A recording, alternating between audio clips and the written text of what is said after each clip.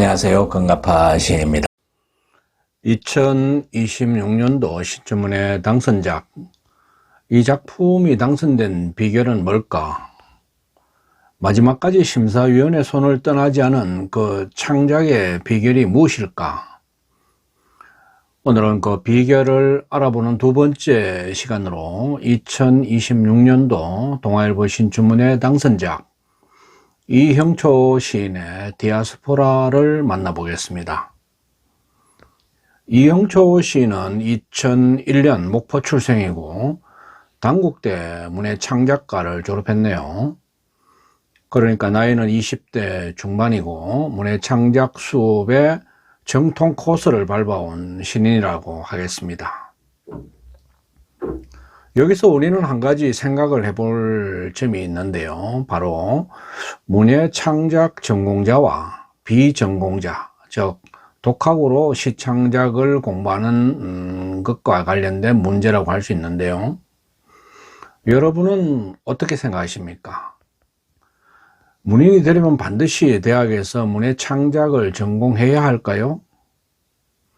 아니라면 저도 사실은 문학을 전공하지 않았고 독학으로 시공부를 한 사람이기 때문에 이 질문에 관심이 많습니다. 근데 결론부터 말씀드리면 이렇게 말할 수 있을 것입니다. 문인에게 필요하고 중요한 것은 전공이나 학위나 제도가 아니라 자기 삶의 어떤 이야기와 그와 관련된 질문을 던질 질문이 있고 또 그것을 자기 자신의 목소리로 담아내려는 어떤 그런 열정이 있느냐 하는 것이 더욱 중요하다고 하겠습니다.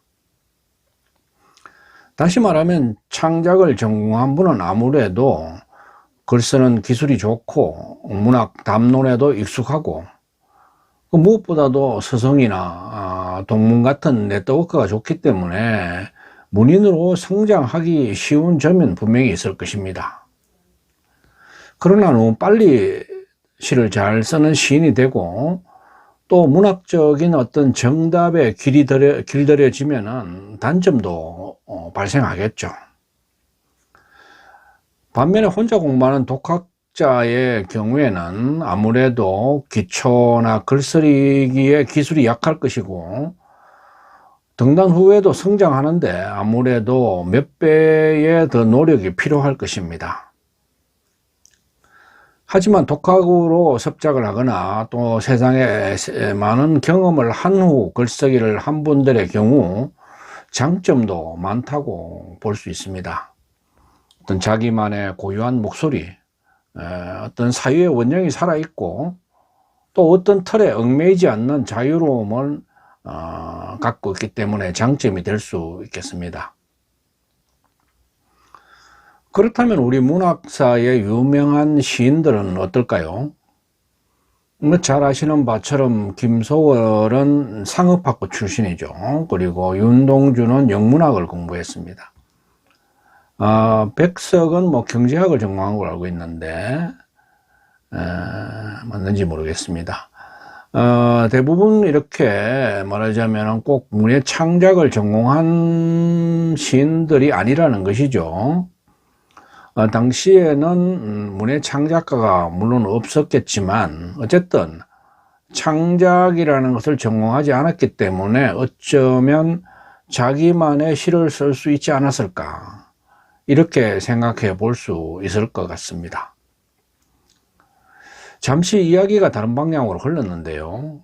2026년도 당선작 중에서 조선일보에 이어서 동아일보 당선 시인이 모두 문예창작을 전공한 분이어서 잠시 전공 문제를 생각해 보았습니다. 다른 오해가 없으시기를 바랍니다. 앞에 영상으로 살펴본 조선일보의 당선작 연우의 조금 늦었지만 괜찮아 라는 당선작이 잘 쓰는 시를 넘어서 시가 독자의 인식에 어떻게 개입하는지를 보여준 그런 시였다고 우리가 이해를 했죠. 그렇다면 오늘 만나보는 동아일보 당선작 이형초 시인의 디아스포라는 심사평에서 무엇보다 먼저 눈에 들어오는 것이 바로 시적 플롯이라는 말인데요. 이 시적 플롯이라는 게 생소한 분도 있을 것입니다. 흔히 우리가 플롯이라고 하면 인과관계에 얽힌 사건의 어떤 전개를 떠올리게 되기 때문에 서사 중심인 소설의 전유물로 생각을 하는 경우가 일반적인데요. 심사평에서도 시적 플롯을 말하고 있기 때문에 오늘 이 작품을 이해하기 위해서는 먼저 이 점을 염두에 두면서 당선 작품을 읽어보아야 하겠습니다. 당선 작품을 읽어보겠습니다. 동아일보 2026년도 신춘문예 당선작입니다. 디아스포라 이형초. 우리에게 박물관이 생긴다면 입구는 화물차처럼 만들자. 좁은 열차에 갇혀 초원을 가로질렀던 순간처럼 긴 철로를 지나 부모를 만나러 가고 싶다. 척박한 평야에서 씨앗을 뿌리고 토구를 짓고 새를 잡아먹으며 봄이 오기를 기다렸던 먼 사람들의 이야기, 흠뻑 젖은 곡괭이와 밤의 나뭇가지들, 따뜻한 진열장에 넣어두자. 우연한 행인처럼 그곳을 지나치며 우리의 역사에 러시아어로 중얼거릴 것이다. 유리창 사이로 언어와 계절이 바뀌고 러시아인도 카자흐인도 한국인도 아닌 무국극자의 밤이 쌓이는 곳, 비가 오든 눈이 내리든 자신들만의 농장을 만들었답니다. 말하던 큐레이터는 사실 그들의 가족이고 새벽마다 불을 밝히는 경비원은 자기 이름 대신 그들의 이름을 외우던 가득 찬 박물관 모두 연결된 사람들, 텅 비어 있어도 가득 찼다고 믿으면 어디든 둘러볼 곳은 있지. 결국 우리는 같은 출구로 나갈 테니까. 이야기가 시작되는 곳에서 사람은 늘 몰려든다. 어디에서 불어온 눈바람이 머리가 되고 어디에서 쌓인 눈송이가 몸이 되는지. 몰라도 좋은 박물관, 다 사라져도 기억해주는 이야기. 우리에게 박물관이 생긴다면. 2026년도 동아일보 당선작 이영초 시인의 디아스포라를 만나보았습니다. 잔잔히 읽어보니까 감동이 아주 새로운데요. 정호성 시인과 조광석 문학평론가께서 심사를 하셨네요. 심사평을 한번 읽어보겠습니다. 디아스포라는 활달한 상상력과 더불어 사유를 시적 플롯을 통해 알맞게 조직하는 데 있어 숙련된 솜씨를 선보였다. 매끄럽지 않은 대목이 없었고 시 전체가 환기시키는 디아스포라적 상상력 역시 생경한 관념이나 강변 없이 적실하고 진중하게 전달되었다. 심사위원들은 역사적 상상력에 가닿는 시적 상상력의 규모와 넓이, 그리고 예컨대 시의 제목과도 맥락이 닿는 우리에게 박물관이 생긴다면 입구는 화물차처럼 만들자라는 표현에 담긴 제기 역시 손색이 없다는 것에 동의하면서 디아스포라를 올해의 당선작으로 내밀기로 결정했다. 이렇게 심사위원회 좋은 평을 받은 작품인데요. 그렇다면 이 작품이 마지막까지 살아남은 이유, 그러니까 당선작으로 선택을 받은 비결은 무엇인지 좀 더 구체적으로 살펴보겠습니다. 첫 번째 비결은 디아스포라라는 거대하고 무거운 담론을 추상적으로 서술하지 않고 박물관이라는 아주 구체적인 가상 공간을 설정해 시각화한 점이라는 점입니다. 디아스포라라는 추상 개념을 박물관이라는 아주 구체적인 공간으로 치환을 한 것이죠. 그러니까 우리에게 박물관이 생긴다면 입구는 화물차처럼 만들자. 흠뻑 젖은 곡괭이와 같은 표현은 강제 이주의 아픔을 설명하는 대신 장면을 눈앞에 훤하게 보여주고 있죠.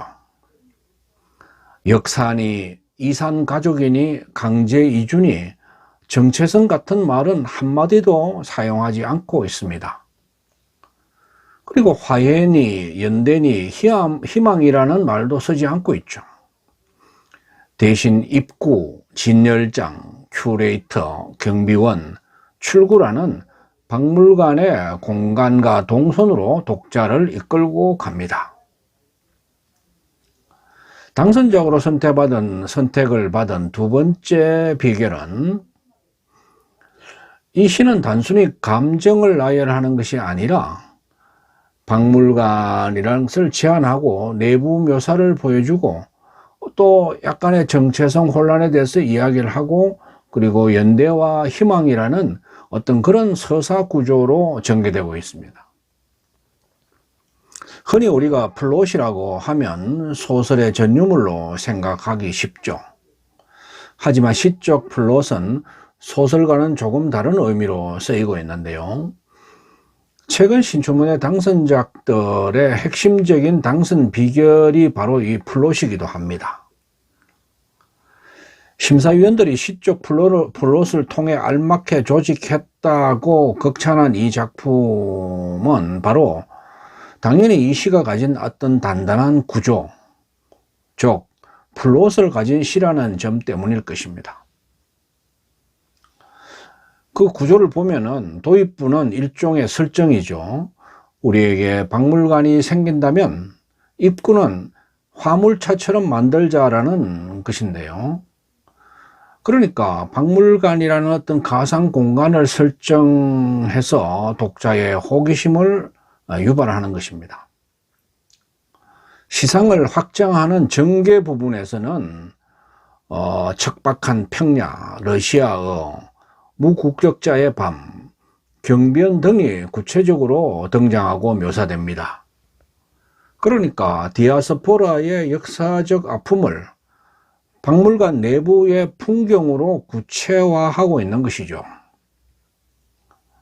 일종의 그리고 심화 단계라고 할 수 있는 전환부에서는 텅 비어 있어도 가득 찼다고 믿으면 이라는 구절이 나오는데요. 이 구절에서 알 수 있듯이 물리적인 박물관에서 어떤 정신적인 연대의 공간으로 의미가 확장되고 격상됩니다. 큐레이터는 사실 그들의 가족이고 새벽마다 불을 밝히는 경비원은 자기 이름 대신 그들의 이름을 외우던 이라는 이 핵심 구절에서 바로 의미가 반전, 심화, 뒤집히고 있는 것이죠. 마무리 부분은 시상의 수렴 단계인데요. 이 결말 부분에서는 결국 우리는 같은 출구로 나갈 테니까 라는 구절에 우리가 주목해야 됩니다. 흩어졌던 존재들이 다시 하나로 모인다는 어떤 그런 주제의식으로 바로 수렴되고 있다는 것입니다. 모두 같은 출구라는 그런 시적 완성이 아주 선명하게 이루어지는 장면이 되는 것이죠. 이렇게 시의 도입부에서 박물관의 어떤 형태를 제안하고 중반부에서는 무국적자의 밤을 지나서 결말부 마지막에는 결국 우리는 같은 출구로 나갈 테니까 라며 시상을 수렴시키는 이 아주 자연스러운 전개 흐름이 나타나고 있는데요. 심사평에서 매끄럽지 않은 대목이 없었고 라고 한 부분은 바로 이를 두고 하는 말입니다.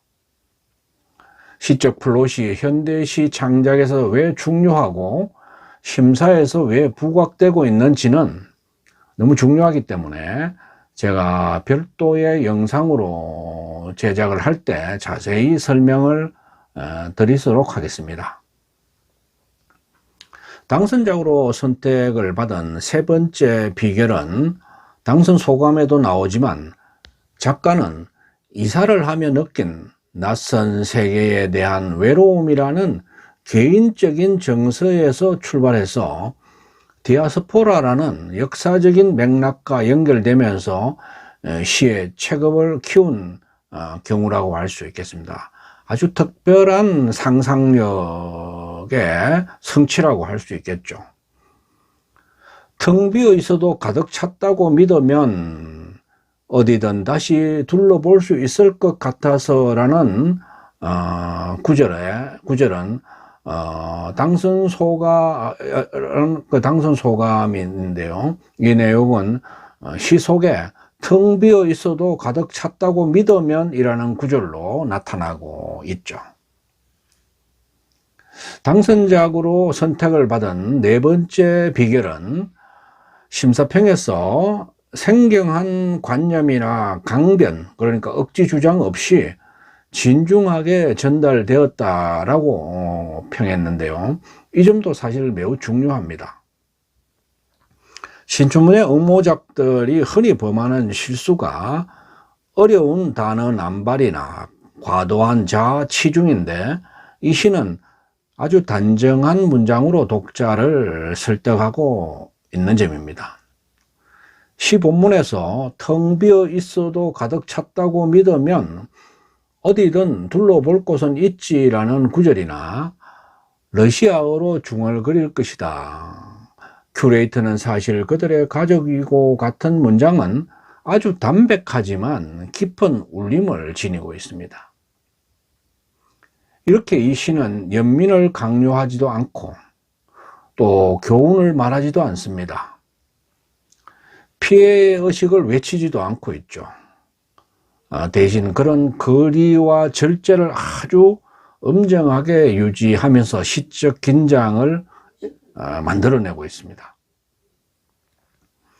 이렇게 보면 이영초 시인은 2001년생으로 아주 젊은 나이인데도 문장과 문창가의 어떤 그런 교육을 통해서 이런 시적 골조를 세우는 법을 아주 철저히 익힌 시인으로 그렇게 보입니다. 그렇다면 이 시에서 시창작을 공부하는 우리가 배울 점은 무엇일까요? 첫째는 관념을 쓰지 말고 관념이 살아있는 어떤 장소나 공간으로 대체하라는 겁니다. 그렇기 때문에 관념을 표현하는 부분에 어떤 봉착하게 되면 무조건 이것을 만질 수 있는 장소로 바꾸면 어떨까? 그렇게 바꾼다면 어떻게 바꿀 수 있을까? 어떤 장소, 어떤 공간으로 바꿀 수 있을까? 이렇게 질문을 던지고 생각하라는 것을 우리에게 가르쳐 줍니다. 슬픔의 경우에는 어떤 장례식장을 우리가 설정한다든가, 또 기억은 창고나 또는 서랍, 박물관 같은 장소나 공간을 우리가 설정할 수 있겠죠. 그리고 무엇을 잃어버린 상실의 부분에 대해서는 분실물 센터라든지 이런 것을 통해서 우리가 은유를 할 수 있을 것입니다. 제목도 추상적인 제목, 예를 들면 사랑이라든지 고독 같은 제목 대신에 이 시처럼 디아스포라 혹은 박물관 같이 아주 명확한 소재나 테마를 제목으로 정하고 그 안에서 시적 전개를 하라는 그런 것입니다. 이 점을 다시 말하면 공간의 재구성으로도 설명할 수 있는데요. 주변에 익숙한 공간, 그러니까 도서관이나 편의점, 정류장을 전혀 다른 의미의 공간으로 탈바꿈시켜서 시를 써보는 것입니다. 그리고 슬픔이나 고독, 역사 같은 큰 단어를 시에 직접 쓰지 않는 것입니다. 대신에 그 감정이 머무를 수 있는 어떤 방이나 가구, 도구를 먼저 제시하고 설계하라는 것이죠. 그러니까 슬프다, 아프다, 그립다 같은 이런 감정어를 말하는 대신에 사물이나 동작, 공간으로 변환하는 법을 익히라는, 연습하라는 것입니다. 이 시에서는 슬프다를 어떻게 쓰고 있죠? 젖은 곡괭이를 진열장에 넣는다, 뭐 이런 구절이 나오죠. 이렇게 말하자면 슬프다라는 장면을 다른 어떤 그런 사물이나 또는 동작이나 공간으로 그렇게 대체를 하고 있는 것입니다. 두 번째는 플롯을 생각하라는 것입니다. 시에서 플롯을 생각하는 것이죠. 시 한 편을 쓸 때 기승전결 혹은 어떤 감정의 흐름, 전개도를 그려보라는 것입니다. 일련에서 던진 질문이 마지막 연에서 어떻게 변주되어 닫히거나 혹시 열리는지, 그런 인과관계를 따져보는 습작이 필요하다는 가르침이죠. 셋째는 어떤 나의 아주 사소한 일상, 예를 들면 뭐 이사를 간다든가 이별을 한다든가 또는 산책과 같은 이런 사소한 일상을 사회적인 현상이나 역사적 사건과 연결하는 연습을 해보라는 것입니다. 나의 이야기가 우리의 이야기로 되는, 그러니까 우리가 문학적 용어로 객관적 보편성을 확보하는 그런 지점을 발견할 때 심사위원의 손은 이 작품에서 떠나지 않게 되는 것입니다. 그리고 넷째는 한 편의 시에 단 하나의 핵심 은유만 구사하라는 것입니다. 디아스포라 작품의 핵심 은유는 뭐죠? 바로 박물관 하나입니다. 그리고 열차나 화물차, 경비원, 이 모두가 이 하나의 박물관이라는 은유 안에서 기능을 합니다. 그래서 독자는 중간에서 길을 잃지 않게 되죠. 그런데 우리가 일반적으로 실패하는 시를 보면은 앞에서는 바다를 은유하고 중간에서는 새를 은유하고 마지막에서는 뭐 별을 은유하는 식으로 이렇게 은유가 많아지게 되면은 시는 깊어지는 게 아니라 길을 잃고 중심을 잃게 되버립니다. 그렇기 때문에 시는 하나의 핵심 은유로 주제의 집중력을 발휘하도록 해야 된다는 것입니다.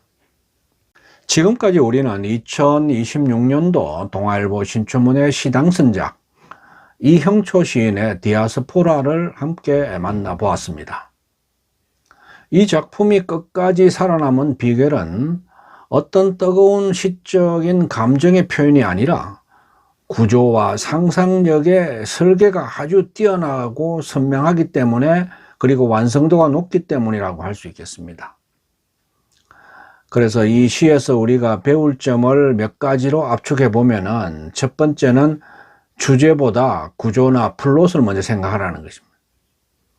둘째는 어떤 감정적인 표현보다는 장면을 먼저 제시하라는, 장면, 공간이나 장면을 먼저 제시하라는.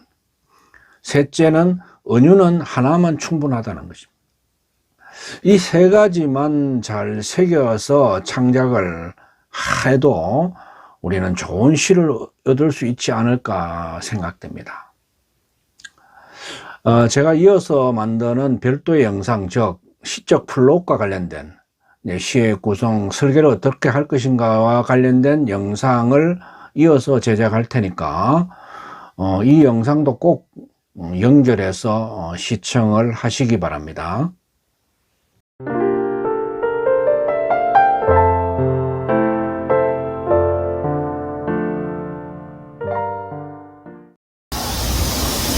아직까지 금각파TV를 구독하지 않으신 분은 지금 바로 붉은색 구독 버튼과 좋아요, 엄지척, 그리고 종 모양의 알람 설정을 해주시면 감사하겠습니다. 끝까지 시청해 주셔서 고맙습니다.